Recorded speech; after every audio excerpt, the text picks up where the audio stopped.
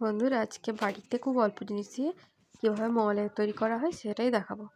তবে আজকে মোগলাই আমি বানাইনি, বানিয়েছে আমাদের জামাইবাবু, মানে আমার নন্দাই। তো চলো কীভাবে বানাই দেখাই। ময়দাকে মেখে রেখেছে 3 থেকে 4 ঘন্টা। এবার একটা ভিজে ন্যাকড়া চাপা দিয়ে রেখে দিয়েছে।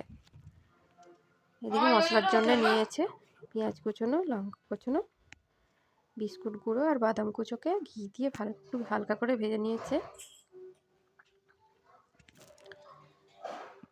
এবার ময়দাটা নিয়ে পাতলা করে বেলে নিচ্ছে।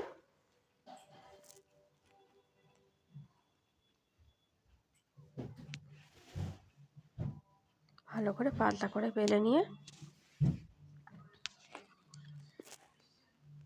এবার একটা গ্লাসের মধ্যে কাঁচা লঙ্কা কুচো, পেঁয়াজ কুচো, বিস্কুট গুঁড়ো 3 চামচ দিয়ে, অল্প নুন দিয়ে, একটা ডিমকে ফাটিয়ে ওর মধ্যে দিয়ে ভালো করে ফেটিয়ে নিল।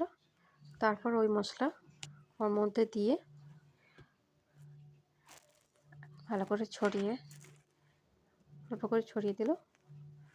তারপর ভাঁজ করে দিল, ময়দাকে ভাঁজ করে দিল।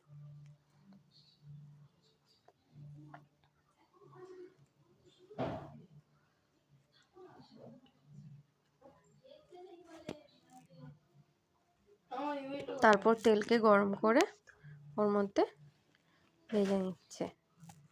খুব তাড়াতাড়ি হয়ে যায় এই মোগলাই। খুব অল্প জিনিস দিয়ে তাড়াতাড়ি তৈরি হয়ে গেল মোগলাই। ব্যাস রেডি হোমমেড মোগলাই। কেমন হয়েছে বন্ধুরা জানাবে।